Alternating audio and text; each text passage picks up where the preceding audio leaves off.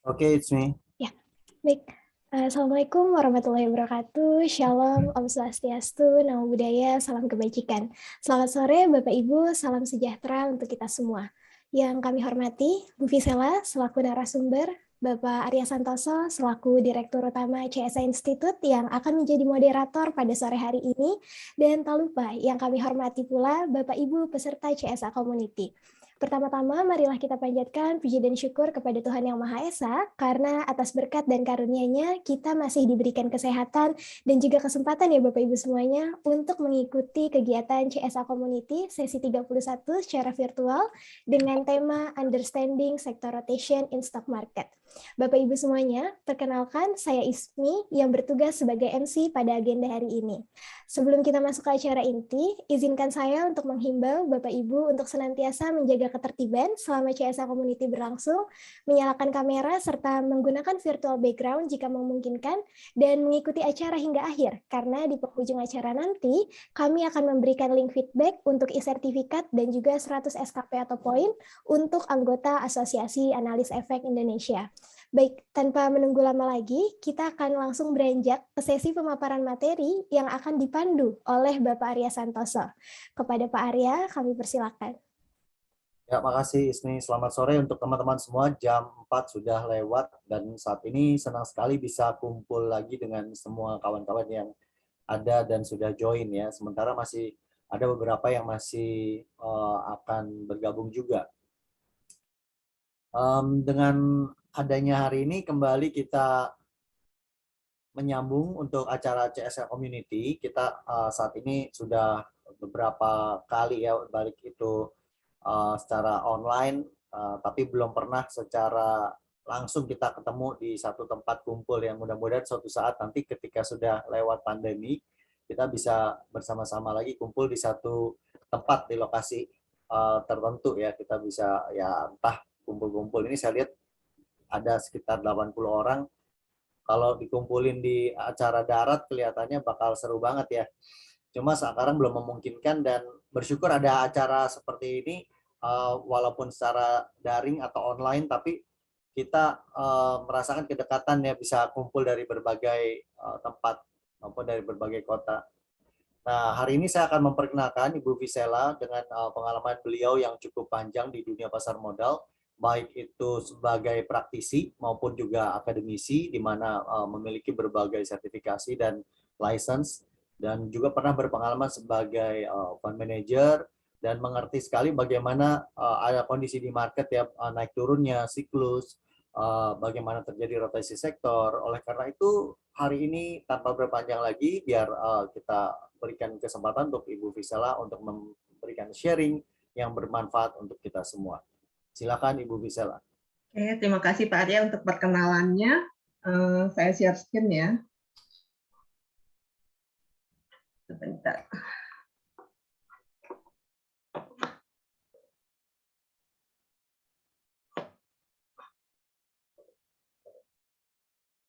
Apakah sudah bisa dilihat? Ya, sudah. Oke, terima kasih. Oke, seperti tadi yang sudah diperkenalkan oleh Pak Arya, ini sekilas pengalaman saya ya. Jadi saya punya beberapa lisensi dan sertifikasi seperti CSA, CTA, terus sebagai instruktur, terus punya sertifikasi juga lisensi untuk WPPE, WMI, WPEE. Pengalaman kerja saya pernah menjadi investor relation di PT Indo Semen Tunggal Prakarsa, terus pernah menjadi fund manager juga, pernah juga menjadi corporate secretary, dan sekarang saya bekerja sebagai finance manager. Oke, ini waktu itu saya juga pernah menulis buku ya bersama Pak Arya Santoso, diterbitkan tahun 2017 waktu itu, sempat cetak sampai edisi kedua. Oke. Sebelum kita mulai dengan sektor rotation, kita perlu tahu dulu market cycle dan business cycle ya. Jadi menurut Martin J. Pring, seorang investment strategist di Pring Turner Capital Group, beliau juga bukunya itu merupakan salah satu yang menjadi buku wajib kalau teman-teman mau mengambil CFP ya, Certified Financial Technician.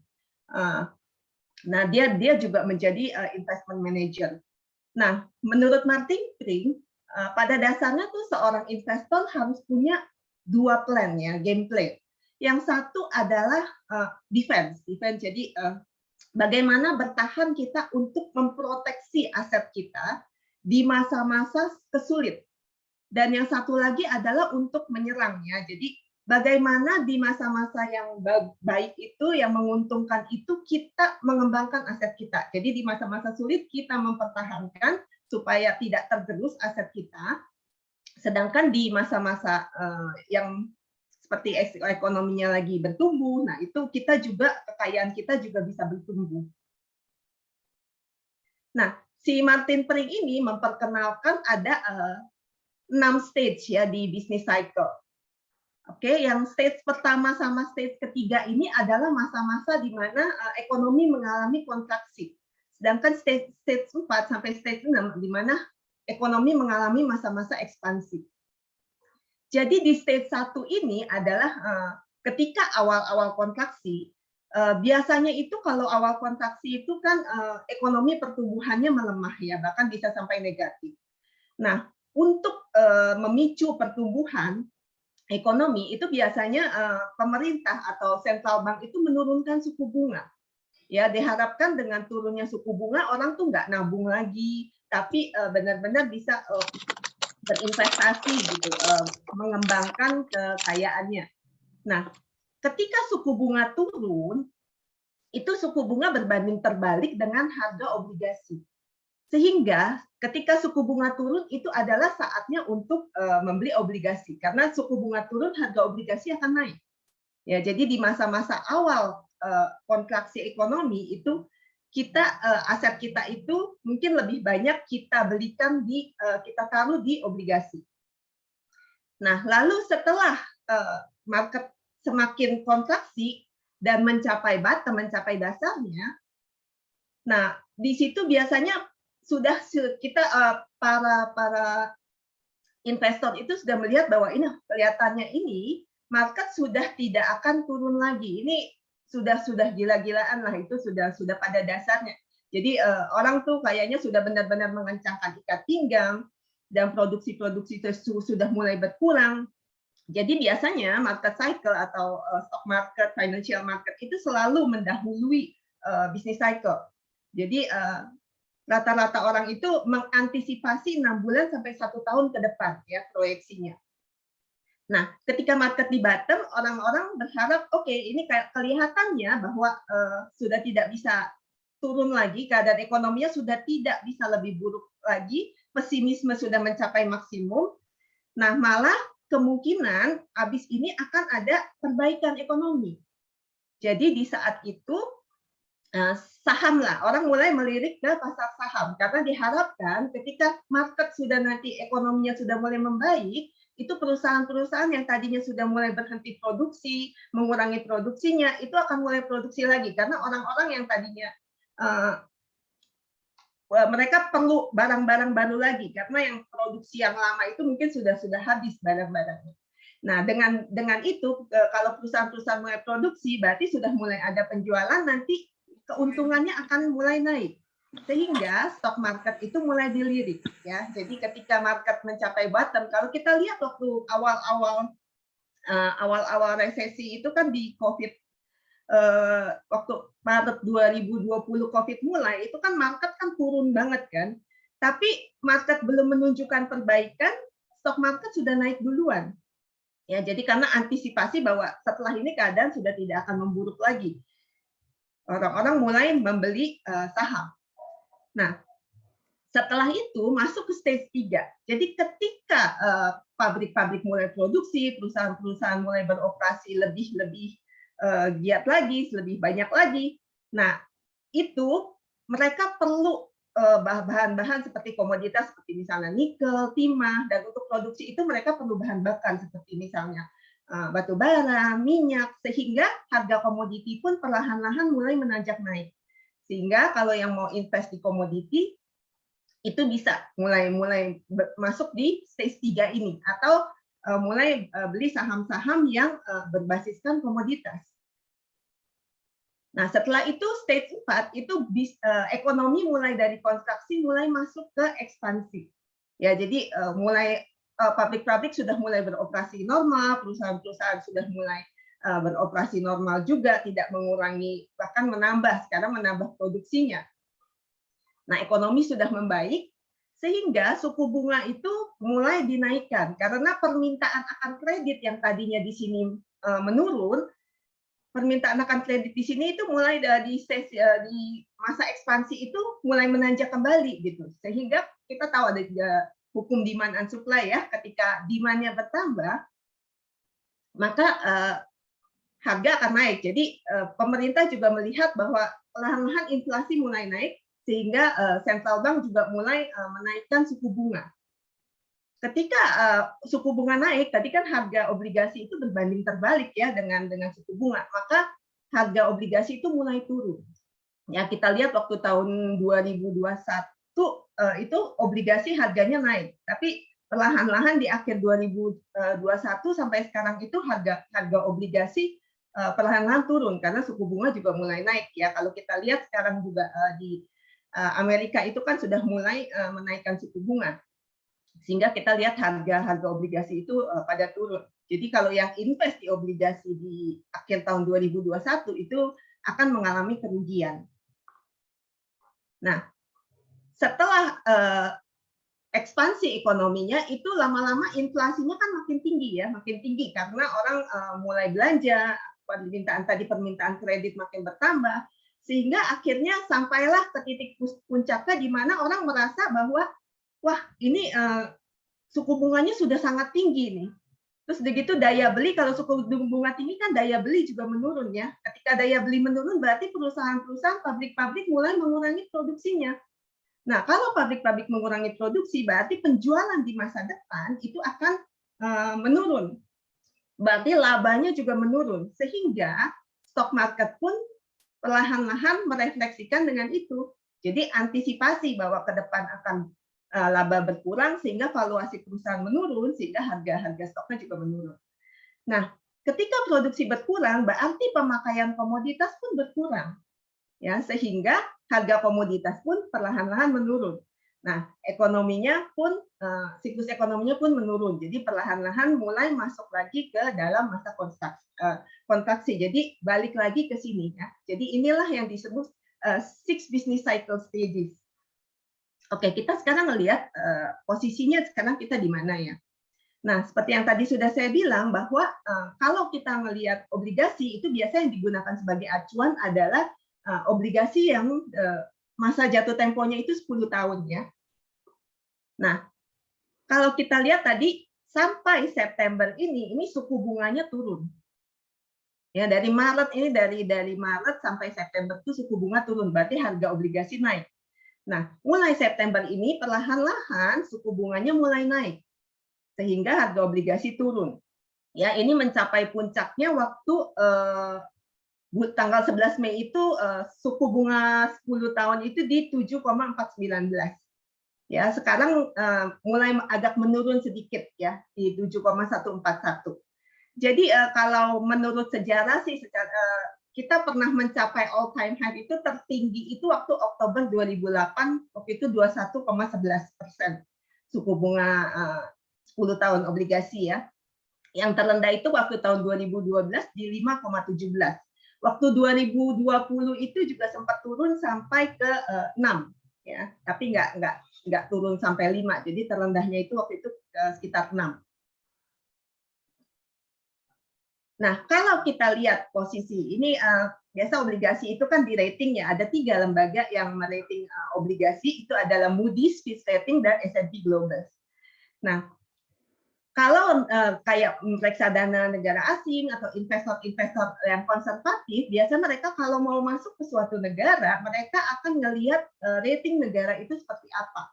Ya, biasanya mereka akan mencari yang sudah investment grade. Jadi investment grade itu yang layak untuk investasi.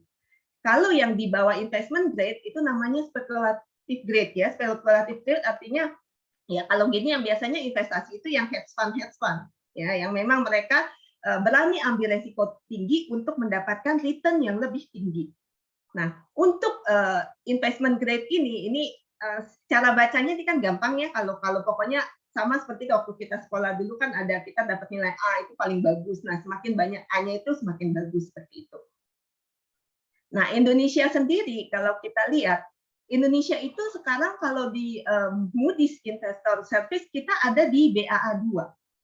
Fitch rating itu juga kita adanya di BB. Jadi kita sudah selevel di atas yang paling rendah untuk investment grade ya.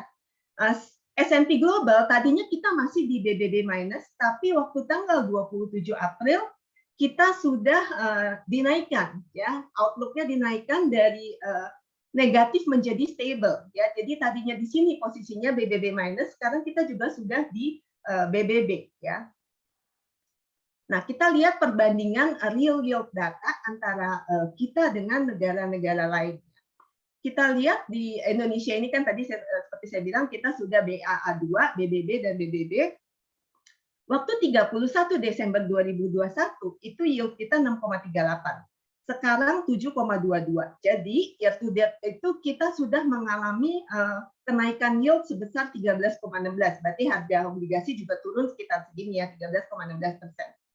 Tapi kita masih positif rate karena inflasi kita pemerintah masih jaga di 3,47 ya.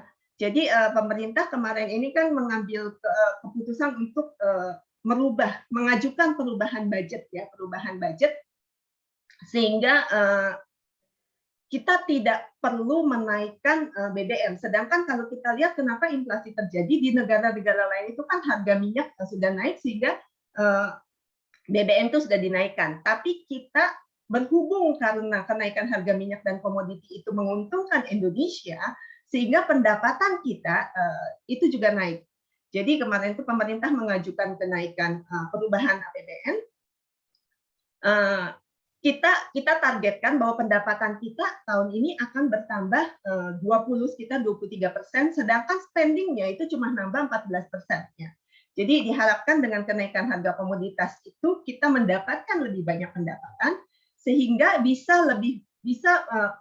mampu mensubsidi ya. Jadi diberikan subsidi BBM dan subsidi gas. Sedangkan ada juga program kompensasi untuk solar, pertalite dan juga untuk listrik ya. Listrik akan dinaikkan cuma untuk customer yang pemakaiannya di atas 3.000 volt. Tapi kalau yang 900 sampai 3.000 itu yang menengah itu masih disubsidi oleh pemerintah. Nah, untuk kenaikan yang 3.000 ke atas ini kan itu kan biasanya level menengah ke atas. Jadi dampaknya ke ekonomi biasanya tidak ke inflasi juga tidak terlalu besar. Karena menurut penelitian itu kalau setiap kenaikan 10% BBM itu akan mempengaruhi ya, kita akan mengalami kenaikan inflasi itu sekitar 0,7. Makanya untuk menjaga supaya inflasi tidak naik, pemerintah akan memberikan subsidi dan kompensasi. Ya, jadi kelihatannya kalau dari strategi yang diambil pemerintah itu masih pro kepada pertumbuhan. Jadi diharapkan dengan tidak menaikkan BBM, daya beli masyarakat itu masih bisa dipertahankan, sehingga ekonomi kita masih bisa tetap tumbuh dengan baik, sehingga proyeksi ekonomi memang inflasi itu kan kita proyeksinya 3 sampai 4, 3 plus minus 1 ya. Jadi ya mungkin akan ada di atas nih 3 lebih sampai 4% ya. Tapi untuk pertumbuhan ekonomi itu tidak dirubah. Proyeksinya diharapkan masih tetap di 4,8 sampai 5,5 ya. Yang dirubah itu proyeksi minyak, harga minyak ya, harga ICP Indonesian Crude Price itu dari 63 proyeksinya jadi 95 sampai 105. Begitu juga dengan yield. Yield ini karena sekarang dia ada di 7 itu juga diperkirakan antara 6,8 dan mungkin bisa naik lagi sampai 8,42%. Jadi masih ada spread mungkin sekitar 1%. Karena kemarin juga Bank Indonesia itu mengambil keputusan walaupun Amerika terus-menerus menaikkan suku bunga karena kita masih positif. Jadi Central Bank Indonesia itu tidak menaikkan suku bunga, tetap menjaga suku bunga itu di 3,5% ya BI rate-nya. Yang dinaikkan itu cuma giro wajib minimum ya dari 6,5% dari 6,5 jadi 9. Ya, jadi pemerintah berusaha menjaga supaya suku bunganya juga tidak naik sehingga pertumbuhan ekonomi itu bisa tetap terjaga. Nah, kalau kita lihat yang mirip-mirip dengan Indonesia itu adalah Filipina ya. Cuma Filipina menurut S&P itu masih lebih bagus karena dia outlook-nya positif. Kalau kita kan stable, sedangkan kalau menurut Moody sama Fitch itu hampir sama. Nah, kalau kita lihat selisihnya itu kita lumayan jauh gitu loh. Cuma beda di sini tapi si Filipina 3,87, kita 6,38. Makanya si Filipina ini juga mengadjust ya. Mengadjust jadi year to date-nya kita cuma naik kalau kita naik 13%, dia naiknya sampai 39,59%. Tapi selisihnya masih cukup jauh. Dan kalau kita lihat si Filipina ini inflasinya lebih tinggi ya dibandingkan dengan Indonesia. Jadi spread-nya ini, real interest rate-nya kalau kita lihat masih menarik Indonesia daripada Filipina. Jadi kita harapkan bahwa investor-investor asing melihat keadaan seperti ini, mereka tetap akan berinvestasi di Indonesia. Kalau yang kita lihat Thailand, Korea Selatan, India itu real yield itu sudah negatif. Ya, yang masih positif itu cuma yang lumayan tinggi itu cuma kita. Terus udah gitu South Africa, tapi South Africa dia bukan investment grade, dia masih spekulatif grade. Ya, jadi untuk investor-investor asing yang lebih konservatif, mereka tentu melihat tidak akan memilih South Africa, gitu. Tapi lebih ke Indonesia. Ada lagi Ukraine. Ukraine ya lagi perang ya, siapa yang mau invest di sana, ya kan? Jadi harapannya memang kita masih punya ekspektasi bahwa investor asing masih akan melihat Indonesia sebagai tempat yang menarik untuk investasi. Ya, kalau kita lihat kita punya Jakarta Composite Index ya, Bursa Efek Indonesia juga mengalami kenaikan. Memang kemarin ini sempat dari April 21 tertingginya, ini April 11 ini intraday ya. Ini kalau ini pakai harga closing. Kita sudah mencapai titik tertinggi kemarin itu di April 11. Tapi kemudian turun ya. Jadi karena seiring dengan global juga mengalami penurunan, sehingga kita juga ikut. Tapi perlahan-lahan ini sudah mulai naik lagi ya, dari terendahnya di 6.597, terus begitu naik ke sekarang kemarin penutupan 6.883. Jadi kita masih year to date itu masih mengalami kenaikan sekitar 6,8%. Oke, nah ini tadi obligasi, terus begitu stok. Sekarang kita lihat harga komoditas ya. Harga komoditas ini yang pertama adalah harga emas. Emas ini sebenarnya tidak bisa dianggap sebagai komoditas yang dipakai untuk industri. Jadi lebih kalau emas ini tuh dia lebih sifatnya sebagai hedging.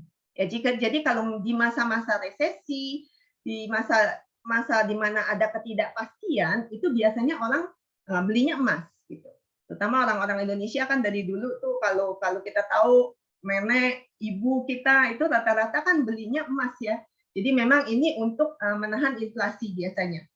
Tapi tidak terlalu terpengaruh kepada produksi-produksi di lapangan gitu. Misalnya kayak nikel, kayak timah itu kan lebih ke industrial metals ya. Kalau si emas ini kan lebih ke logam berharga, bukan logam industri. Kalau logam industri itu pemakaiannya akan tergantung kepada produksi. Jadi produksi di pabrik-pabrik kalau bertambah itu biasanya akan pakai tadi timah, nikel. Ya, kalau kita lihat harga nikel ini kan mengalami kenaikan banyak nih dari waktu Agustus itu di harga di bawah 20.000. Ini sekarang di harga 26.000. Nah, ini waktu itu sempat naik ke waktu itu di tertinggi itu nikel itu di 54.050 waktu Mei 2007 ya. Ini waktu si China itu lagi bangun untuk Olimpik 2008. Sehingga waktu itu pakai nikel banyak sekali, jadi harga nikel sempat naik banyak. Nah, kemarin itu juga kita sempat ada sesaat itu mencapai 100.000. Ya, 100.000 itu kan tapi karena si Chinghan itu waktu itu ada short dan dia harus buyback sehingga mendorong mereka harus beli nikel lebih banyak sehingga mendorong harga nikel sesaat. Ya, tapi sekarang setelah keadaan normal lagi sudah balik lagi ke level 26 ribuan. Jadi karena sekarang ini juga China kan lagi lockdown di Shanghai ya, terus begitu Shanghai udah mau buka, sekarang Beijing mulai kena COVID lagi. Jadi kelihatannya Beijing juga akan di lockdown gitu. Nah, pemakaian paling banyak untuk metal ini adalah dari China. Jadi ketika demand dari China berkurang, maka tentu harganya juga, kalau kita lihat nih kan mulai lockdown kemarin tuh harga langsung perlahan-lahan menurun ya. Jadi kita lihat kalau memang nanti demand-nya dari China masih belum balik, kelihatannya harga nikel ini kelihatannya juga akan berada nggak kemana-mana ya, mungkin sekitar di sini-sini aja. Begitu juga dengan harga timah ya, harga timah juga sempat waktu bulan Maret nih kayaknya terdampak dengan nikel juga, sehingga harganya naik, sempat mencapai waktu awal Maret itu juga sempat tertingginya di 48.650, tapi perlahan-lahan juga menurun. Sekarang dikonsolidasi di 34.000, mungkin 34.000, 35.000. Ini juga sama, pemakaian nikel dan timah itu kayaknya lebih tergantung kepada China yang sebagai konsumen terbesar. Kalau mereka mulai buka ekonominya, kemungkinan kebutuhannya akan lebih banyak dan harga bisa akan naik lagi sedikit mungkin. Oke, nah kalau yang tadi adalah harga metal ya, harga metal yang berhubungan dengan produksi. Nah, ini ada lagi bahan bakarnya. Jadi kalau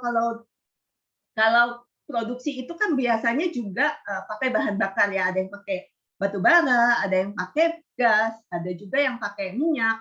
Nah, kalau misalnya kayak kita industri keramik itu kan bahan bakarnya gas ya. Nah, kalau di Eropa juga mereka kebanyakan itu menggunakan gas gitu untuk kebutuhan misalnya AC ataupun penghangat ruangan, mereka tuh kebanyakan pakai gas. Nah, ini kan kemarin ini gara-gara Ukraina sama Rusia perang, sehingga kan di Rusia itu diembargo, sehingga mereka tidak boleh Eropa itu tidak boleh beli lagi dari Rusia ya, sehingga mereka perlahan-lahan sekarang mulai balik lagi ke batu bara.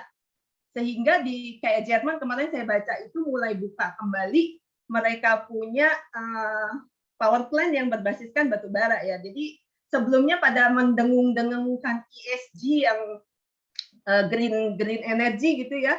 Sekarang ya karena keadaan mendesak akhirnya balik lagi mereka mulai pakai batu bara gitu. Sehingga kalau kita lihat harga batu bara ini naiknya gila-gilaan ya. Sempat ke tertinggi itu di 435. Ya ini closing, ini harga intraday. Nah, sekarang pun tidak jauh-jauh dari harga tertingginya, kemarin itu ditutup di 403 gitu. Ini pakai acuan Newcastle Futures ya. Jadi kalau di Asia itu biasa pakai acuannya Newcastle Futures. Nah, kelihatannya kalau keadaan seperti ini, kalau misalnya Rusia sama Ukraina ini masih lama perangnya, harga batu bara tuh kelihatannya masih akan bertahan di atas ini, sulit untuk turun gitu. Ini kemarin sempat turun, tapi kita lihat karena demand-nya naik lagi, akhirnya naik lagi ya. Jadi tadinya juga sebagian negara-negara Eropa itu juga ada membeli dari Rusia, sehingga ketika Rusia diembargo, mereka mulai mencari ya di Australia, mereka membeli Australia, Indonesia, dari Afrika Selatan. Untuk memenuhi kebutuhan mereka, karena tadi gasnya yang mereka nggak bisa beli, akhirnya mereka terpaksa beli batu bara. Nah, kita mungkin kita lihat harga batu bara ini masih akan tetap tinggi ke depan ya. Jadi untuk commodity price kelihatannya masih akan tetap bertahan cukup lama sampai keadaan geopolitik ini agak membaik. Nah, untuk minyak juga seperti itu. Ya, minyak dulu kita waktu tahun 2020 Maret April itu sempat malah minus kan harga minyak, karena ketika waktu itu pada banyak yang lockdown, ekonomi tidak berjalan, orang tidak butuh minyak. Tapi sekarang kan ekonomi sudah mulai berjalan, orang sudah mulai keluar. Kalau kayak kita keluar juga sekarang udah kayak nggak ada COVID kan, udah rame lagi gitu. Nah, kalau di Amerika itu juga mereka sudah mulai, biasanya summer tuh mulai jalan-jalan. Jalan-jalan tuh kan biasa mereka naik mobil. Nah, itu perlu minyak juga gitu. Nah, makanya harga minyak ini juga kelihatannya akan sulit untuk turun ya. Jadi kelihatannya akan tetap di harga 100-an ini. Jadi kalau kita lihat di sini, yang mulai turun itu sebenarnya tadi kan masa ekspansi ya, harga obligasi itu yang sudah mulai turun, stock price sendiri ada sebagian turun, tapi yang berbasiskan komoditi itu masih sebagian masih naik.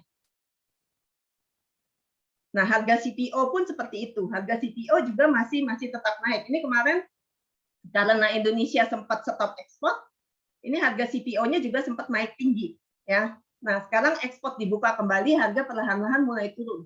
Tapi dibandingkan dengan harga waktu bulan Agustus, bulan Mei 27, tanggal 27 Mei ini masih di 4.000-an, 3.900. Sekarang ini hampir naik 50% lebih ya, 60%, 70%.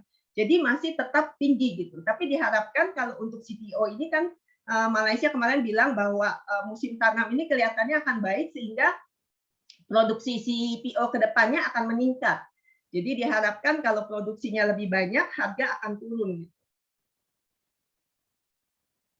Nah, kalau kita ngelihat aset kelas performance selama 3 tahun sama 5 tahun terakhir, kita lihat memang kenaikan seperti CPO, coal, nikel, timah, ini naiknya lumayan tinggi ya.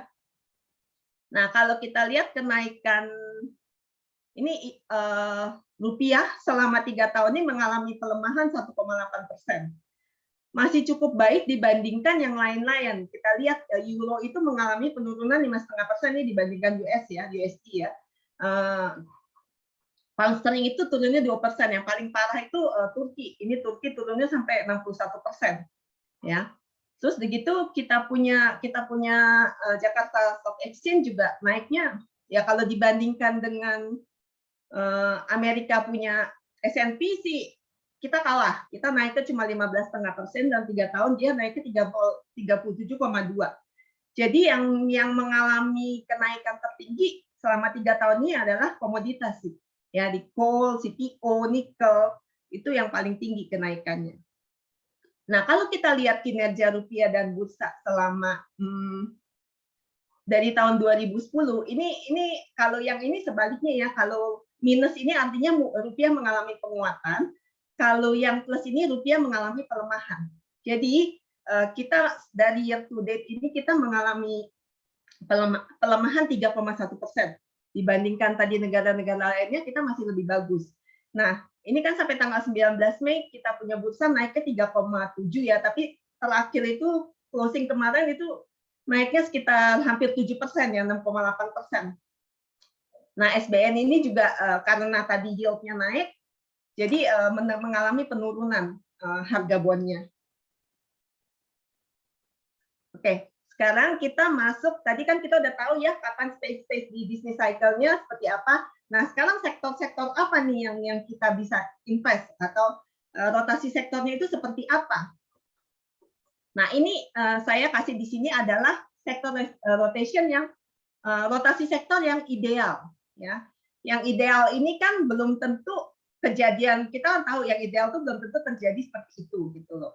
Kita bisa prediksi bahwa sesudah teknologi ini basic industry gitu.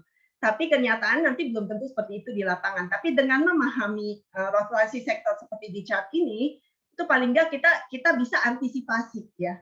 Setelah ini sektor apa sih yang akan jalan?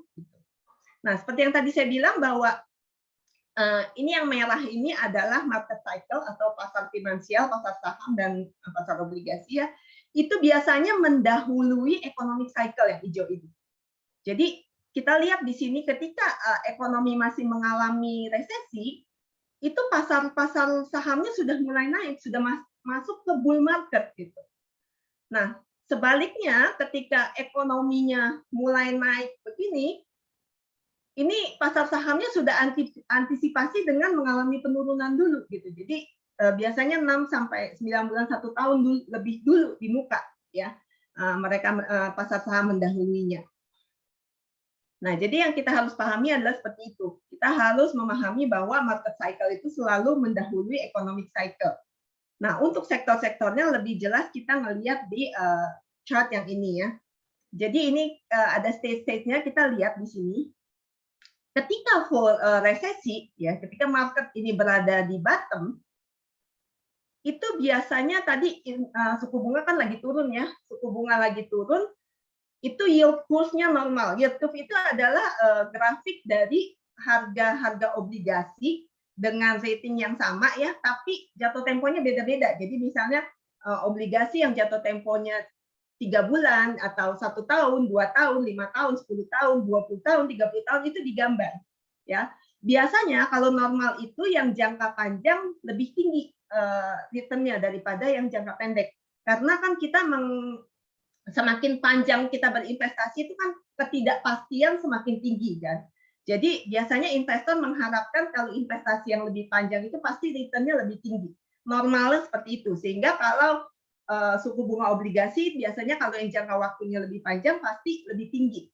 Yang jangka waktu lebih pendek itu return-nya lebih rendah. Nah, jadi yield curve-nya di sini normal ya kalau ketika keadaan full resesi. Nah, tapi di saat-saat seperti ini ketika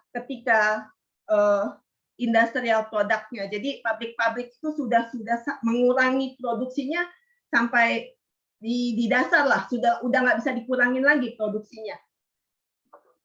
Nah, di sini tadi ya market cycle kan mendahului economic cycle. Ekspektasi consumer ini udah mulai bangkit. Ya, jadi merasa ini kayaknya ekonominya udah nggak bisa turun lebih dalam lagi deh. Habis ini kelihatannya udah mulai akan ada perbaikan, sudah tidak bisa lebih jelek lagi. Jadi consumer expectation-nya ini sudah mulai bangkit. Nah, di sini adalah saham-saham yang perlu sektor yang perlu diperhatikan adalah sektor teknologi dan cyclical. Jadi yang dimaksud dengan cyclicals ini adalah barang-barang yang ketika ekonomi lagi bertumbuh itu dibutuhkan, orang akan beli. Seperti apa contohnya, misalnya kayak mobil, kayak rumah, atau jalan-jalan ya, itu kan kalau misalnya ekonomi bertumbuh, kita punya duit lebih, kita baru akan beli barang-barang itu. Ya.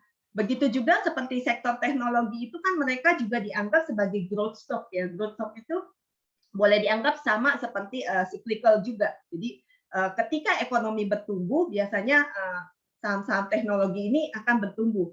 Seperti kemarin itu kan sempat di tahun 2021 itu saham-saham teknologi kan mencapai puncak ya. Jadi harganya naik banyak sekali gitu. Yang invest di saham-saham teknologi di Amerika itu mengalami keuntungan yang sangat besar.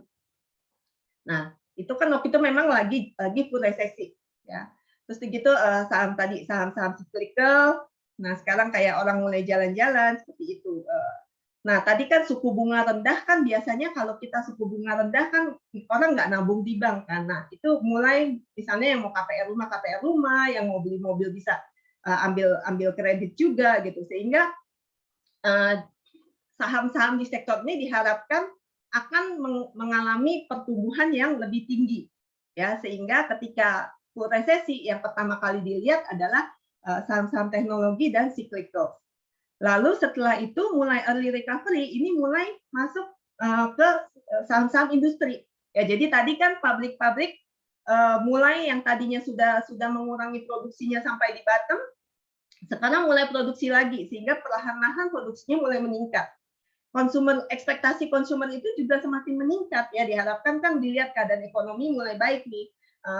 Pabrik-pabrik mulai produksi, berarti yang tadinya mungkin ada layoff banyak karyawan diberhentikan, sekarang mulai mereka rekrut baru lagi gitu, sehingga daya beli yang tadinya mungkin sudah nggak punya pekerjaan sekarang dapat kerjaan lagi, daya belinya jadi meningkat, sehingga ekspektasi konsumen juga meningkat ya, karena yang tadinya nggak punya duit sekarang mulai punya duit. Nah, interest rate-nya juga suku bunganya juga sudah mulai mencapai dasar, udah nggak diturunin lagi karena sudah mulai ada demand nih dari pabrik yang tadi mulai produksi, mungkin udah mulai mau ambil kredit lagi, mulai ambil kredit sehingga ada demand, dan juga inflasi itu perlahan-lahan mulai meningkat. Kalau inflasi mulai meningkat karena harga barang meningkat, nah central bank tidak akan nurunin bunga lagi, jadi sudah bottom. Nah, yield curve-nya juga masih normal ya, jadi yang jangka panjang obligasinya masih lebih tinggi. Nah, setelah itu industrial tadi, industri sama basic industri ya, basic industri yang tadi kayak semen dan lain-lain. Nanti di belakang saya akan kasih lihat kira-kira apa-apa aja yang perusahaan-perusahaan apa aja yang ada di sektor-sektor ini ya, sesuai dengan klasifikasi baru dari Bursa Efek Indonesia. Waktu Januari kemarin kan diadakan perubahan klasifikasi ya. Jadi ini saya akan kasih yang klasifikasi yang baru. Nah, tadi kalau misalnya pabrik mulai produksi kan berarti kebutuhan energi, mereka perlu energi. Jadi yang tadi perlu batu bara, mereka perlu minyak, mereka perlu gas untuk mendukung produksinya. Ya, di sini mulai masuk ke full recovery. Nah, ketika full recovery itu biasanya inflasi sudah mulai menanjak, mulai tinggi karena daya belinya kan sudah menguat. Orang daya beli kuat, mulai belanja banyak, harga-harga naik sehingga inflasi naik.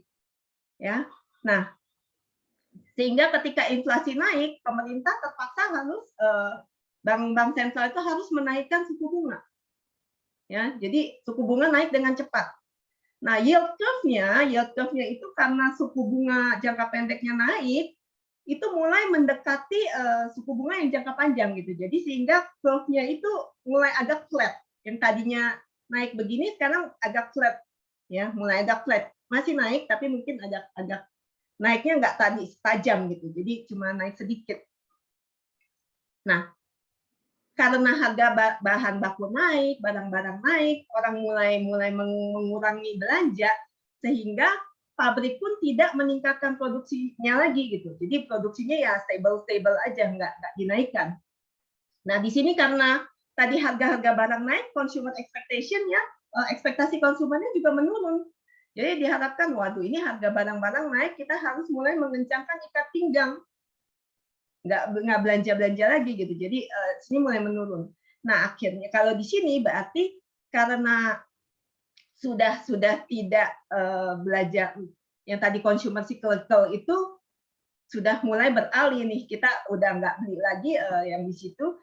Sekarang malah masuknya ke staple. Staple itu consumer, kalau di Bursa Efek Indonesia dia bilangnya consumer non-cyclical. Ya, consumer non-cyclical. Jadi artinya barang-barang kebutuhan yang memang kita pakai dalam keadaan ekonomi apapun, misalnya kayak sabun mandi, kayak odol, kayak sabun cuci, makanan pokok ya seperti beras dan lain-lain yang kebutuhan pokok yang kita tetap pakai dalam keadaan ekonomi apapun, keadaan ekonomi jelek, keadaan ekonomi baik, kita tetap pakai barang-barang itu. Nah, itu yang namanya consumer staples ya. Jadi karena barang-barang ini dianggap sebagai jadi perusahaan-perusahaan yang bergerak di sektor ini dianggap sebagai defensive stock. Ya, jadi akan tetap bertahan di keadaan ekonomi yang nanti mulai masuk ke resesi kembali. Ya, begitu juga saham-saham yang di service ini seperti saham-saham kesehatan ya, healthcare misalnya, rumah sakit, farmasi, obat-obatan itu kan mau keadaan resesi, mau keadaan seperti apapun, kalau sakit kita tetap harus ke rumah sakit kan, tetap harus beli obat gitu. Jadi sama, ini defensive stock juga. Nah, mulailah masuk ke early recession. Early recession itu interest rate-nya itu peaking, jadi benar-benar udah di puncak interest rate-nya. Ya, jadi nanti setelah itu kan nanti balik lagi ke sini full recession di mana interest rate-nya itu mulai karena sudah tinggi, ya orang-orang sudah nggak belanja, nah mulai masuk ke resesi untuk menggerakkan perekonomian kembali kan suku bunganya nanti akan diturunkan kembali ya. Nah di sini yield curve-nya itu inverted ya, jadi suku bunga yang jangka pendek malah lebih tinggi ya, bisa flat sama atau bahkan suku bunga yang jangka pendek ini lebih tinggi daripada suku bunga yang jangka panjang ya, karena orang-orang itu ngeri kalau resesi ya, berarti kalau resesi kan suku bunga ke depannya itu makin lama makin turun ya, makin turun berarti yang jangka panjang itu kan suku bunganya lebih rendah. Nah, produksinya pun mulai menurun ya tadi karena sudah konsumen sudah mulai mengurangi belanja, sudah mulai hati-hati sehingga pabrik-pabrik pun mulai mengurangi produksi lagi gitu. Sehingga ekspektasi konsumennya juga mulai menurun.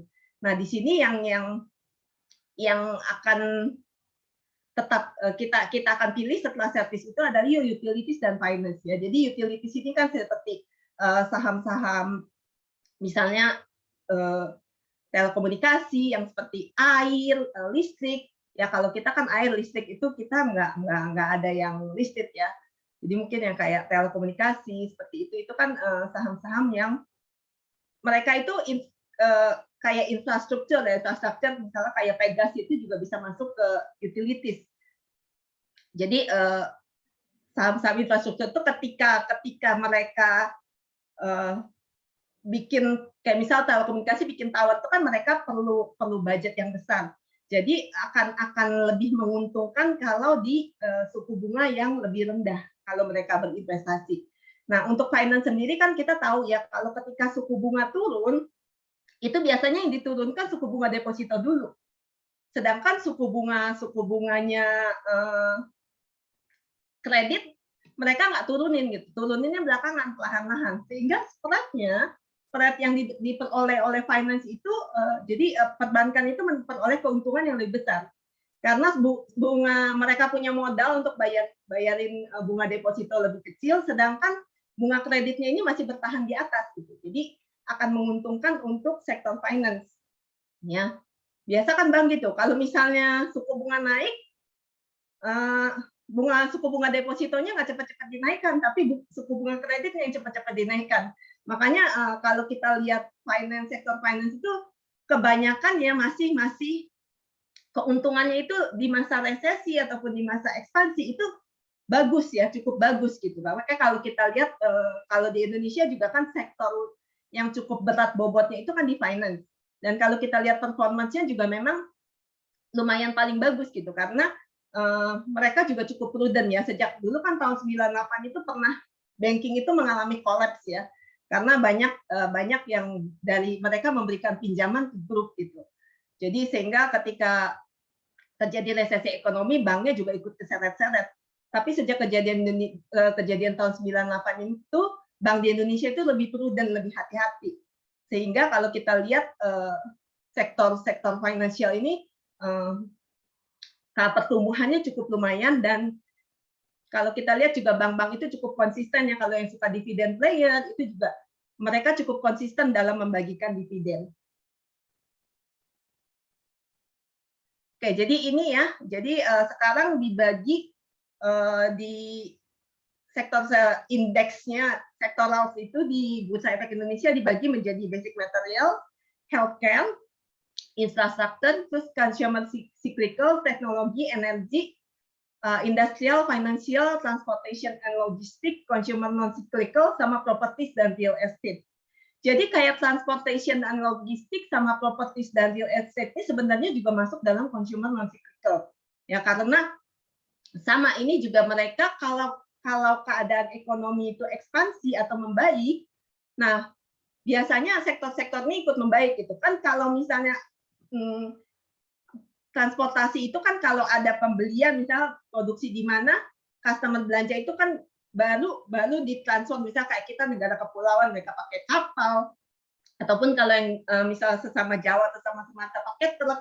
Nah itu kalau ekonomi membaik kan baru ada orang beli barang, baru perlu transportasi. Kalau enggak kan. Begitu juga kalau misalnya properti dan real estate.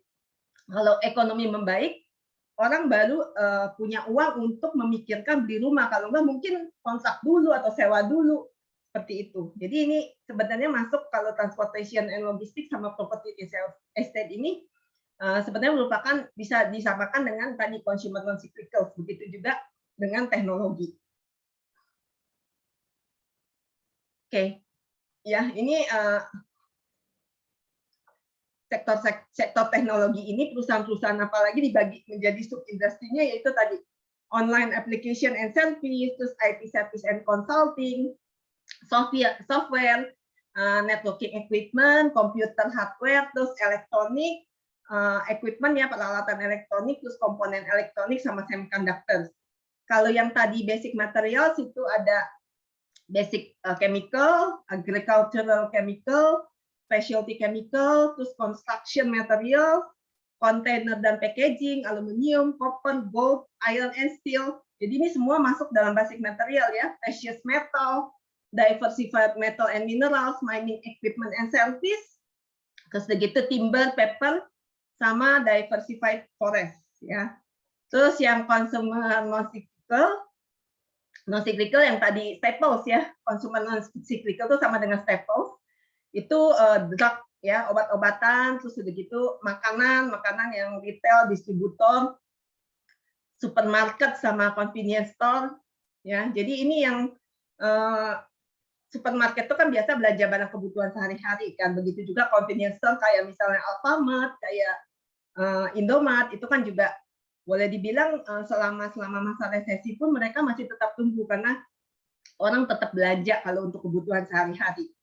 Terus di sini ada minuman, soft drink, susu, ikan, daging, terus begitu perkebunan ya, rokok juga masuk non cyclical. Mungkin dianggapnya rokok itu orang nggak bisa berhenti rokok ya kan, kalau biasa orang berkecanduan rokok mendingan nggak makan tapi tetap beli rokok kan. Terus begitu household product sama personal care product yang seperti sabun, tadi sabun mandi, odol dan lain-lain. Nah kalau infrastruktur itu adalah operator airport, terus begitu jalan tol, kereta api, terus begitu pelabuhan, konstruksi berat ya, terus begitu ini tadi telco kan, peralatan listrik, peralatan gas, air, ya ini yang tadi utilities nih, infrastruktur. Terus nah ini consumer cyclical yang paling banyak ya, ini saya bagi dua karena banyak banget. Jadi ada auto parts, ada ban, ada produsen mobil, produsen motor, terus udah gitu perlengkapan rumah, elektronik, terus gitu perlengkapan sport sama hobi. Ini kan kalau yang kayak barang-barang ini kan kalau misalnya kita nggak ada duit ya udah nggak beli gitu. Tapi kalau yang tadi consumer non cyclical kan memang kalau kebutuhan sehari-hari kan kita tetap harus beli gitu. Cuma mungkin ya mereknya aja kali, mungkin yang tadinya beli merek lebih mahal kalau misalnya harus mengencangkan ikat pinggang pindah ke merek yang lebih murah gitu. Nah ini hotel, resort, terus begitu travel agency, terus begitu fasilitas rekreasi sama sport, restoran, pendidikan, terus begitu consumer support service, advertising, broadcast, kabel dan satelit, terus begitu film ya, sama terus distribusi untuk distributor untuk produk-produk konsumer, debt store, terus itu baju, elektronik retail, terus begitu otomotif retail. Nah kalau transportation and logistics itu airlines ya, jadi kalau kita tahu waktu zaman COVID kan itu kan mengalami hantaman yang cukup berat ya. Tapi sekarang kita lihat, kalau saya kemarin tuh waktu Lebaran lihat postingan teman-teman saya di IG sama di Facebook itu pada jalan-jalan semua, yang ke Bali, kemana gitu, bahkan sampai ke luar negeri ya. Nah terus begitu passenger marine transportation, jadi kapal laut tapi untuk penumpang, terus begitu kereta api, terus begitu angkutan darat seperti bus dan lain-lain. Terus begitu logistik dan deliveries ya. Terus kalau properti dan estate ya cuma ada dua ini, real estate development and management sama real estate services. Nah kalau industrial tadi ada aerospace and defense, jadi pertahanan ya. Terus begitu bangunan, produk bangunan, elektronik, heavy electrical equipment, construction machinery sama heavy vehicles. Terus produk-produk pertanian sama peternakan, terus begitu mesin industri sama komponennya, trading ya, trading industry, terus commercial printing, environmental and facility service, office supplies, business support service, human resource and employment service, nih kayak consultingnya HRD gitu ya, research and consulting service, multi-sector holdings.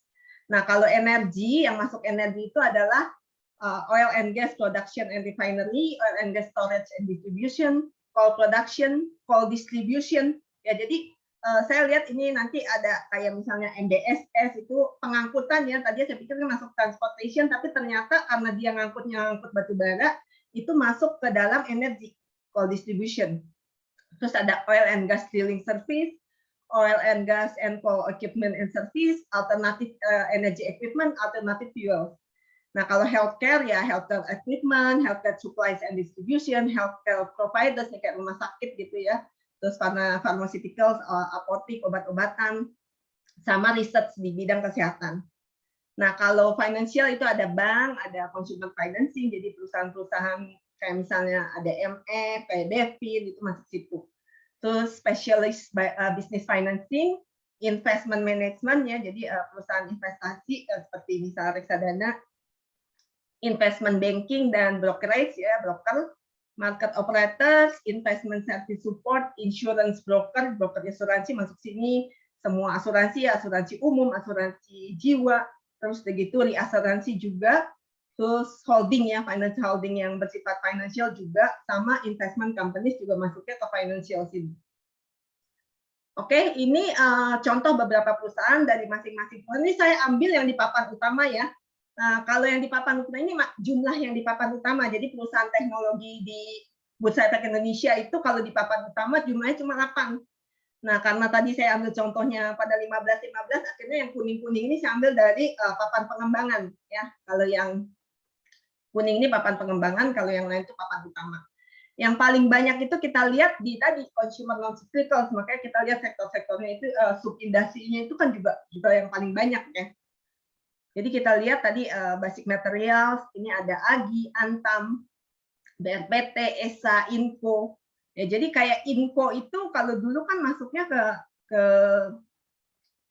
pertambangan ya, dulu kan ada yang sektor pertambangan, kalau sekarang masuknya ke basic material. Ya, begitu juga dengan seperti SAMF ini kan pupuk, terus semen, timah juga masuknya ke basic material.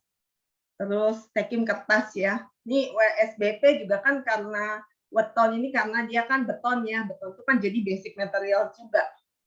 Terus kalau consumer non cyclical, nah sektor-sektor perkebunan ini kan dulu masuk perkebunan gitu. Kalau sekarang dianggap sebagai consumer non cyclical, dianggap sebagai staples ya. Jadi dia nggak akan terpengaruh karena kayak Ali kan CPO minyak goreng itu kan memang kita akan selalu pakai, dianggap sebagai kebutuhan sehari-hari yang tidak tergantung pada keadaan ekonomi yang bagaimanapun. Terus ada lagi kayak Cleo itu minuman, Cepin, yang tadi kan makanya poultry juga masuk ke consumer non cyclical ya.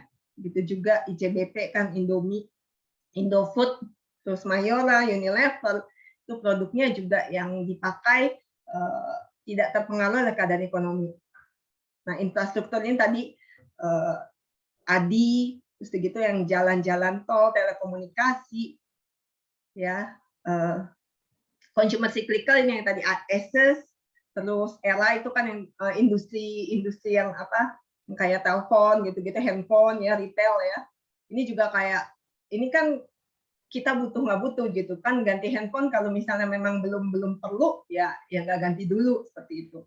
Kalau ada duit baru gitu. Juga yang kayak MAPI kan produknya apparel, itu juga masuknya ke yang cyclical. Ini transportation and logistik, ada ASA, BIRD, BLTA, GIAA, HIS, SMDL. Ini bukannya stock pick ya, ini saya ambil beberapa contoh aja ya, jangan dianggap sebagai stock pick karena banyak banget nih. Kalau properti real estate juga saya ngambil yang umum-umum aja yang teman-teman tahu lah rata-rata ya. Kalau industrial itu ada, nah Asla masuknya ke sini ya. Terus Behit walaupun sekarang masuk ke ini Behit ini juga sebenarnya dia holding ya. Terus BMTR, Dian ini kan dia pameran ya, lebih ke pameran sebenarnya. Oke, terus energi itu ada Adaro, Akra. Ini kebanyakan saham-saham coal yang sama tadi yang produksi sama pengangkutan nih. MBSS kan pengangkutan ya, pengangkutan coal masuk ke sini. Begitu juga harusnya ada PSSI juga masuk ke sini. Oke, terus healthcare, kebanyakan rumah sakit, terus begitu ada yang kayak KF, KLBF, obat-obatan ya. Finansial kita tahu lah, ini bank-bank besar terus sama beberapa perusahaan financing ya, seperti Devin, terus begitu ada Panin Life juga, asuransi. Oke, kalau kita lihat pergerakan ini saya dari source-nya dari index.co.id, data mereka nggak tahu nih kenapa cuma sampai 28 April, mungkin kayaknya diperbaharuinya itu setiap akhir bulan, karena ini kita Mei belum sampai akhir bulan, sehingga datanya cuma sampai 28 April. Kalau kita lihat yang paling tinggi itu sebenarnya naiknya itu sektor energi, ya, karena memang kenaikan energi kita tadi lihat di yang 3 tahun 5 tahun itu aset kelas itu kan memang yang paling besar, sehingga saham-saham di sektor energi itu juga kenaikannya yang paling besar. Nah, yang masih lagging itu adalah properti. Ya, properti itu memang kemarin itu kan waktu pandemi penjualannya itu banyak yang susah jualan gitu. Tapi kalau kita ngelihat laporan kuartal 1 2002 ini lumayan bagus gitu. Jadi apalagi kan sekarang keadaan ekonominya sudah mulai ekspansi dan suku bunga juga masih dijaga rendah. Jadi harusnya ke depannya sektor properti dan real estate ini masih ada potensi ya. Sedangkan kalau non cyclical ini kan tadi kalau misalnya masa X ini kan lebih bersifat defensif ya, bersifat defensif sehingga kalau misalnya ekonomi lagi ekspansi orang nggak melirik. Nanti kalau udah mau masuk resesi lagi biasanya baru mulai tinggi lagi. Oke, sekian dulu presentasi saya. Ini konteks saya kalau misalnya ada yang mau kontak. Oke, terima kasih, saya kembalikan kepada Pak Arya. Ya, terima kasih Bu Visela. Di sini ada pertanyaan juga dari beberapa kawan-kawan yang mengikuti acara ini. Memang sangat menarik ya, bagaimana di sektor rotation ini juga selalu diperhatikan oleh para investor, baik itu institusi maupun juga para retail, ya berusaha untuk mencari celah bagaimana mengantisipasi pergerakan market dan kemudian bisa memanfaatkannya. Di sini ada beberapa pertanyaan yang sudah masuk, silakan bagi yang ingin berdiskusi dan memberikan pertanyaan. Saya bacakan dulu, ini ada pertanyaan dari Rifki. Nah, berdasarkan dari penjelasan Ibu terkait sektor rotation, artinya dari penjelasan ini, dalam kondisi normal yang terjadi pada setiap siklus, baik dari full recession, early recovery, dan seterusnya, apakah ada kondisi anomali yang terjadi pada setiap sektor rotation ini? Berdasarkan dari setiap tahapan yang terjadi, baik dari full recession, early recovery, dan seterusnya. Bagaimana para analis sekuritas dalam menyikapi hal ini untuk memberi rekomendasi untuk pembelian saham karena ada anomali? Anomali tentu saja biasanya ya pasti ada ya, kayak kemarin itu juga kan yang tadi saya bilang kalau yang sektor-sektor defensif itu ya harusnya kan kalau di masa-masa sudah mau masuk ke resesi itu baru tinggi ya. Tapi kalau kita lihat kemarin itu kayak saham-saham Unilever, Mayora itu juga waktu masuk resesi itu juga mereka nggak naik lumayan gitu, maksudnya naiknya nggak terlalu signifikan juga gitu. Jadi kalau kayak seperti itu ya kita tetap lihat si performance dari, kalau analis kan biasa mereka tetap lihat performance setiap 3 bulan sekali ya, apakah ada peningkatan, karena mungkin waktu itu dianggap daya beli masyarakat juga kan, karena kondisinya juga waktu itu kondisi COVID ya, bukan seperti kondisi siklus ekonomi biasa gitu. Karena kondisinya extraordinary tentu juga ada anomali seperti itu. Jadi yang tadi saya bicarakan itu kan siklus ekonomi yang normal ya. Kadang-kadang ya kayak COVID ini kan kita agak beda dengan siklus ekonomi biasa, sehingga pilihan sektornya pun mungkin agak berbeda. Jadi kalau analis memberikan rekomendasi, mereka akan tetap memberikan rekomendasi berdasarkan performance dari keuangannya. Nanti dilihat setiap kuartalnya itu seperti apa.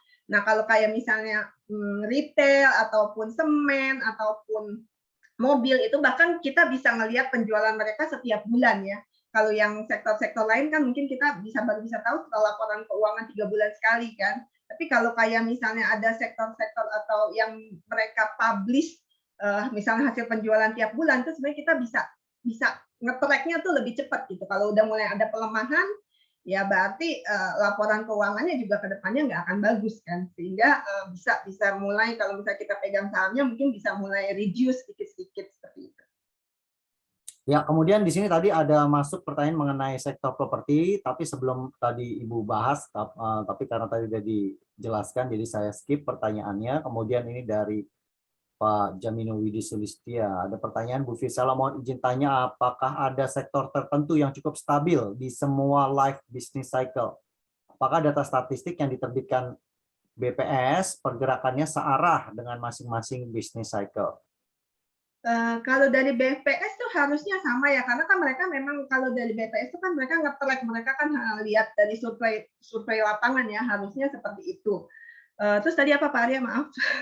Ya, dia tanya apakah ada sektor tertentu yang cukup stabil di semua life business cycle?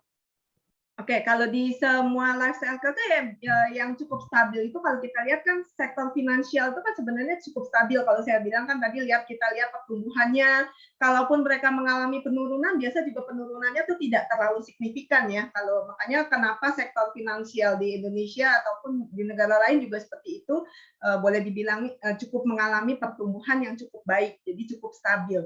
Jadi kalau kita misalnya invest di saham-saham kayak buku 4, itu harusnya sih cukup aman ya. Begitu juga sebenarnya kalau consumer staples itu juga seharusnya cukup stabil sih, kayak misalnya Unilever kayak gitu-gitu kan harusnya juga lebih stabil. Tapi kemarin itu kan yaitu karena keadaan COVID, akhirnya kayak saya aja gitu, misalnya kan beli sabun, saya tuh nggak terpaku sama satu merek, ya udah cari aja yang lagi promo apa, jadi nggak usah harus beli produk tertentu seperti itu. Ya, oke, terima kasih. Selanjutnya. Di sini ada pertanyaan dari Din Fatiha. Perkenalkan, oh ini Lutfi ya. Namanya nggak cocok nih antara nama sama nickname yang dipakai. Untuk bertanya, di saat resesi emiten-emiten di sektor transportasi menjadi salah satu sektor yang diuntungkan di bursa kita seperti ASA, SMDR, MBSS, Temas, harga sahamnya langsung rally. Tapi mengapa harga GIAA berlaku sebaliknya? Nah, itu bagaimana menurut Ibu? Kalau GIAA itu kan dia lebih banyak ke penumpang ya, walaupun ada angkutan barang juga, tapi mereka tuh nggak terlalu banyak, kebanyakan ke penumpang. Nah kemarin itu kan pas zaman COVID itu kan jarang orang traveling kan. Sebaliknya kalau kayak ASA, kita yang tadinya beli barang, kita pergi misalnya ke supermarket, ke department store, karena kan kita beli barangnya itu rata-rata online kan. Nah ASA itu kan yang kayak mereka kan pengangkutan yang seperti itu, ngantar barang ke rumah. Nah makanya ada perbedaan. Kalau kita boleh dibilang kalau ibu-ibu, bapak-bapak mungkin sekarang banyak hampir tiap hari gitu, waktu zaman pandemi itu kan tiap hari paket gitu. Itu kan yang nganterin kan kayak si cepat, ASA gitu. Jadi memang ada perbedaan karena kayak misalnya MBSS ini juga kan karena kemarin itu juga pengangkutan harga kontainer itu kan agak mahal kan, karena susah. Jadi banyak yang kirim barang misalnya ke Amerika gitu, terus begitu baliknya nggak ada angkutan gitu. Jadi cuma sekali jalan, sehingga harga kontainer itu semakin mahal. Nah dengan demikian perusahaan-perusahaan yang mengangkutan barang itu mereka keuntungannya lebih besar dibandingkan yang angkutan penumpang. Kalau penumpang kan orang-orang nggak traveling, tapi kalau barang kan tetap jalan terus. Ya, oke, terima kasih. Di sini ada pertanyaan dari Ferry. Berapa lama rata-rata masa satu siklus? Itu nggak bisa dilihat sih ya, karena sekarang kayaknya kalau dulu agak lama, sekarang ini kayaknya makin cepat gitu perputarannya. Jadi kita ngelihatnya nggak bisa dari berapa lamanya, tapi kita lihat dari tanda-tandanya ya, dari tanda-tanda yang dikasih itu, misalnya tadi kayak suku bunga sudah flattening up, consumer expectation, jadi nggak bisa dibilang berapa lama satu siklus itu karena berubah-ubah sih. Ya, oke. Kemudian di sini dari Pak Alex Sukandar, ya, makasih pemaparan Bu Fisala. Saya mau tanya mengenai pembobotan indeks. Pembobotan indeks, terutama IDX Tekno yang berat di saham Goto. Naik turunnya sangat mempengaruhi performa sektor IDX Tekno. Apakah ini akan menjadi bias ketika sektor IDX Tekno outperform atau underperform terhadap IHSG? Padahal hanya pengaruh dari naik turun saham Goto semata. Terima kasih.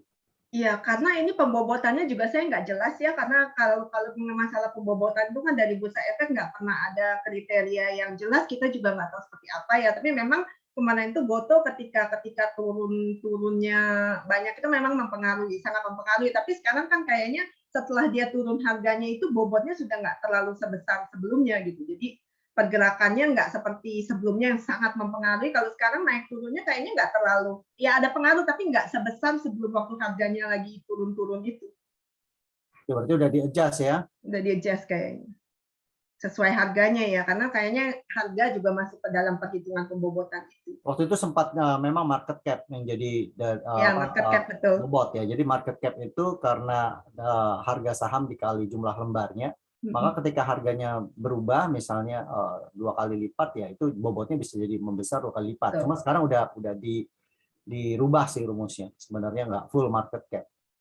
Jadi ya memang ada hal-hal yang tidak diungkap juga sih ke publik untuk pembobotan. Nah, kemudian Muhammad Arif Julianto menanyakan bagaimana cara mengetahui kondisi tiap siklus di Indonesia secara data atau publikasi resmi dari pihak atau institusi tertentu.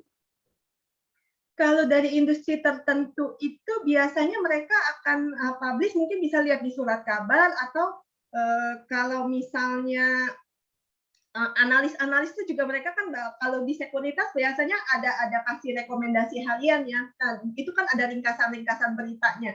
Nah biasanya ada di situ gitu. Atau kalau misalnya mau bisa join di grup Telegram saya dan Pak Arya yang I Am The Start itu, di situ saya ada posting tiap hari rekomendasi-rekomendasi dari analis. Jadi kalau misalnya ada misalnya laporan penjualan semen bulanan atau penjualan laporan mobil bulanan itu ada di situ. Ya, silakan ya teman-teman yang mau join, tolong diulang lagi Bu Visela supaya bisa jelas caranya. Telegramnya itu I Am The Star ya, I-A-M, I-M saya, terus The Star, Star bintang. Ya, terima kasih. Silakan bagi teman-teman yang berminat untuk dapat datanya bisa memanfaatkan kesempatan itu. Kemudian dari Bu Ceril Tanuwijaya, sore Bu Visela, kondisi pemulihan ekonomi di berbagai wilayah berbeda-beda. Apakah siklusnya juga berbeda sesuai kondisi di suatu negara tersebut? Bisakah kondisi antar negara tersebut saling mempengaruhi?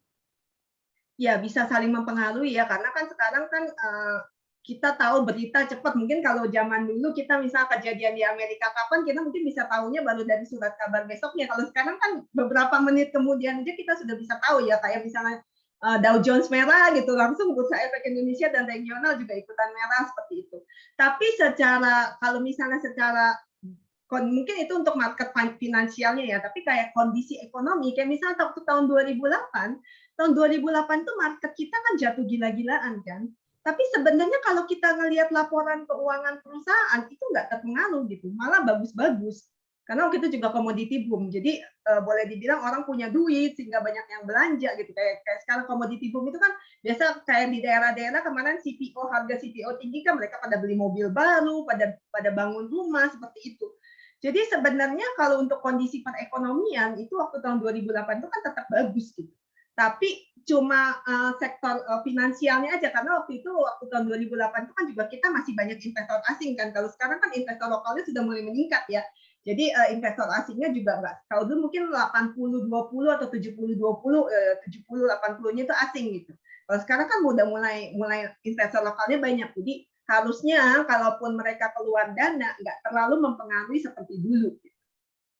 Nah, ini menarik juga yang mengenai investor asing ya, antara holding kepemilikan dengan transaksi di bursa. Jadi nanti teman-teman boleh cek juga ya antara bias itu. Jadi yang aktif bertransaksi di bursa memang sekarang investor domestiknya sudah semakin meningkat ya, tapi silakan dicek apakah benar investor domestik itu memiliki kepemilikan atas suatu emiten itu sekarang juga semakin membesar di emitennya ya. Jadi silakan diperhatikan karena dari setiap tahun biasanya ada tuh laporan annual report, berapa investor asingnya, berapa domestiknya, silakan diperhatikan ya. Saya kasih clue aja untuk bisa dimanfaatkan. Ya, kasih jadi, Pak, ya, jadi itu perbedaan antara transaction and ownership ya. Jadi nanti silakan diteliti lebih lanjut ya kawan-kawan. Nah, kemudian pertanyaan selanjutnya, sore Bu, mengapa US 10 years Treasury yield meningkat di saat dilakukan tapering serta sentimen naiknya suku bunga oleh the Fed? US gimana? Maaf bisa yield untuk US 10 years Treasury yield meningkat di saat ya meningkat karena memang kan mereka mau naikin suku bunga kan. Kalau naikin suku bunga berarti yield jangka panjangnya juga ikut diharap. Mereka kan berharap bahwa kedepannya itu kan suku bunga masih akan naik. Suku bunganya naik berarti kan yield yang 10 tahunnya juga naik. Yang jangka pendek naik kan diharapkan masih naikin kan masih baru Juni Juli itu kan diperkirakan masih naik setengah-setengah lagi kan, 0,50 basis point, 50 basis point kan. Jadi berarti ke depannya suku bunga akan meningkat sehingga ya yang jangka panjang itu juga ikutan sih. Ya, oke. Semoga Yang cukup turun jelas itu kan ya, kawan-kawan. harga obligasinya yang turun, tapi yield-nya naik. Ya, semoga cukup jelas ya. Ini memang banyak yang agak rancu mengenai yield and price dari bonds. Nah, itu semoga cukup jelas dengan penjelasan Bu Pisela. Kemudian dari Ahmad Rizky Mariadi, nilai risk free rate untuk Indonesia berapa? Terus untuk dapat datanya, itu referensinya dari mana? Risk free rate itu ada yang pakai tadi obligasi 10 tahun, tapi ada juga yang pakai BI rate, jadi tergantung masing-masing analis sih perhitungannya. Jadi enggak. Yang penting kalau misalnya pakai satu acuan itu tetap dipakai itu gitu. Jadi jangan misalnya sekarang ngitung pakai BI rate, nanti semester berikutnya ngitungnya pakai yield bond.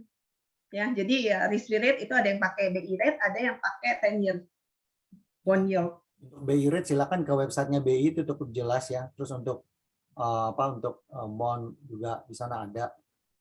Semoga bisa bermanfaat ya untuk yang bertanya, Ahmad Rizky Mariadi. Kelihatan untuk laporan research nih ya. Nah, kemudian ada pertanyaan selanjutnya, kalau suku bunga ke depan terus akan naik, apa sektor properti masih menarik untuk ke depannya sampai akhir tahun 2022?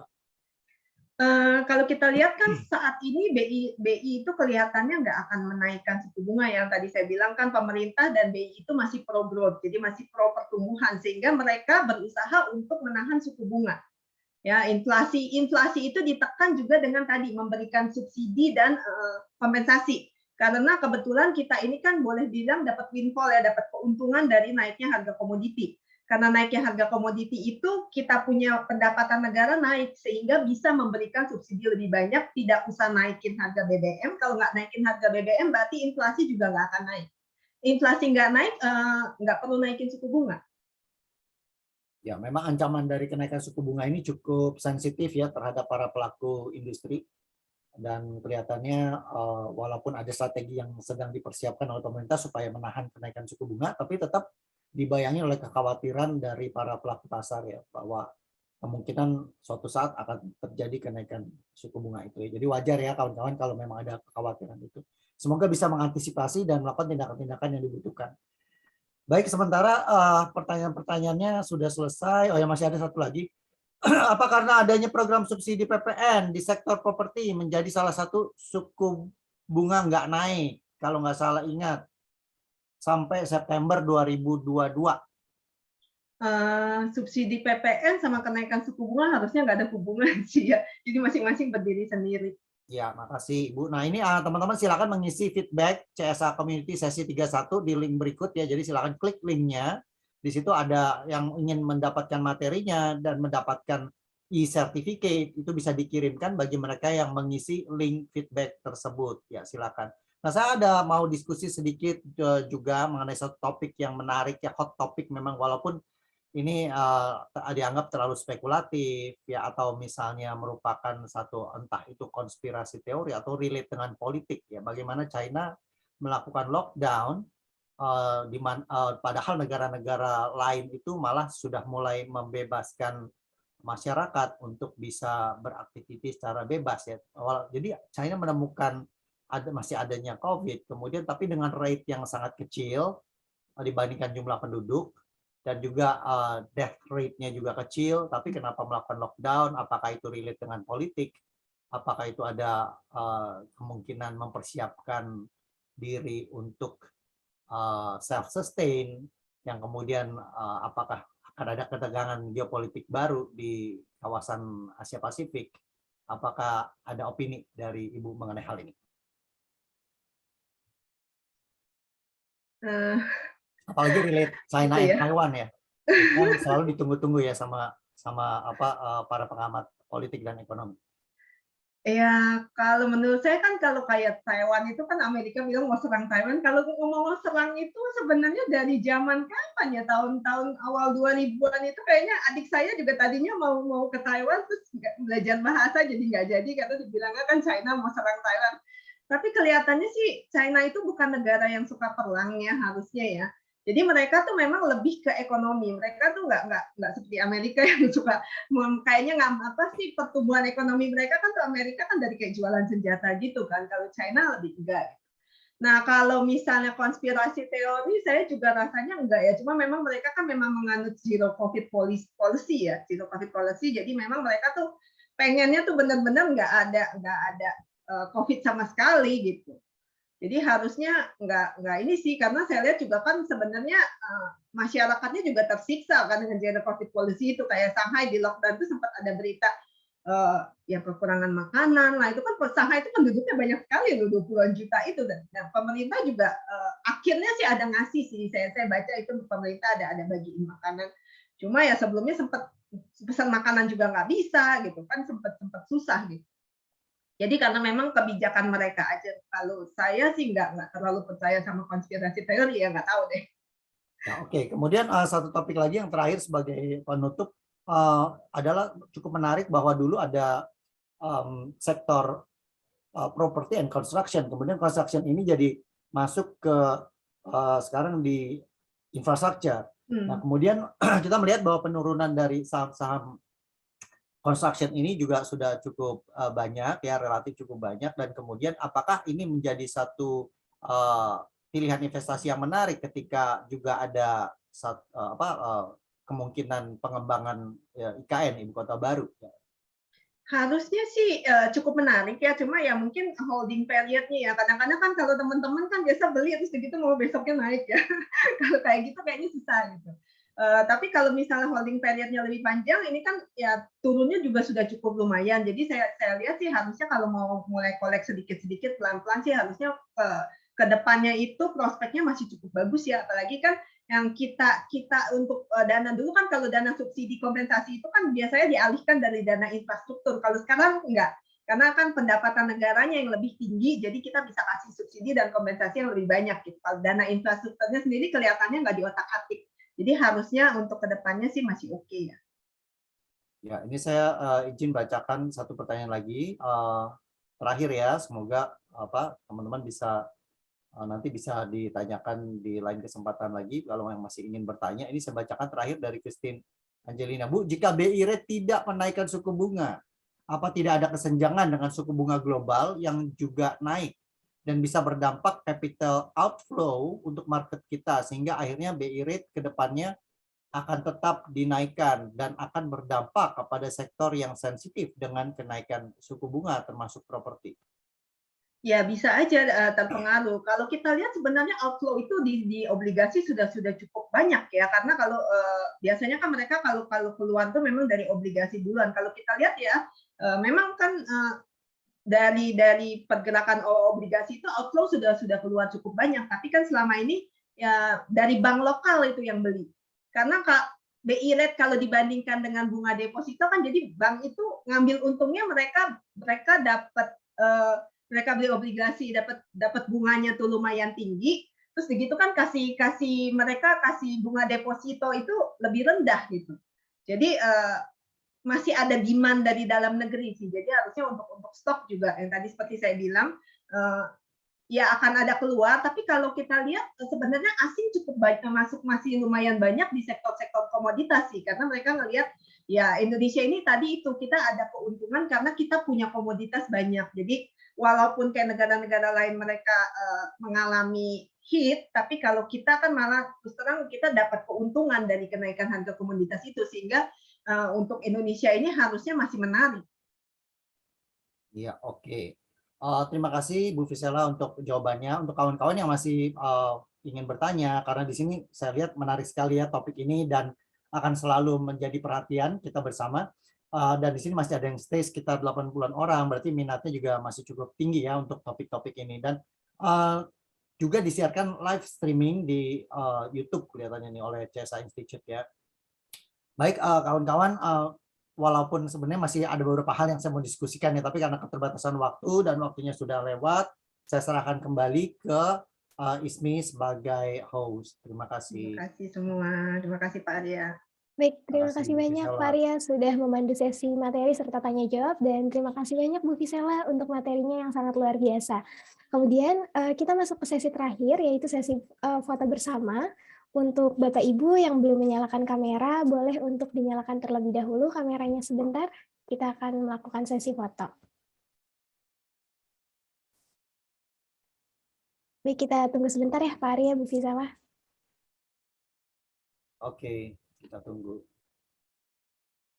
Baik, untuk yang pertama, kita boleh gaya kompeten Bapak Ibu seperti ini. Saya bantu hitung. 1, 2, 3. Mohon ditunggu sebentar. Yang kedua, kita gaya cuan Bapak Ibu semuanya. 1, 2, 3. Ya, baik Bapak Ibu semuanya, usai sudah rangkaian kegiatan kita pada hari ini, di kolom chat tadi sudah kami bagikan link feedback untuk CSA Community sesi 31 pada sore ini. Kami mohon Bapak Ibu kesediaannya ya untuk mengisi link feedback tersebut demi kemajuan event-event CSA ke depannya. Usai sudah rangkaian kegiatan kita pada hari ini, yaitu CSA Community sesi 31. Terima kasih kami ucapkan yang sebesar-besarnya kepada Bu Fizela, Pak Arya Santoso, dan terima kasih untuk Bapak Ibu peserta CSA Community sesi 31 yang telah mengikuti acara dengan tertib dan juga antusias. Saya Ismi, selaku MC, memohon maaf apabila masih ada kesalahan dan kekurangan yang terjadi selama kegiatan ini berlangsung. Sekian dari saya dan CSA Institute, sampai bertemu di kesempatan lainnya. Wassalamualaikum warahmatullahi wabarakatuh. Selamat sore Bapak Ibu semuanya, terima kasih banyak. Terima kasih Ismi. Salam, selamat sore. Salam. Ya, sampai jumpa ya kawan-kawan semuanya. Izin Pak, live. Ya, silakan.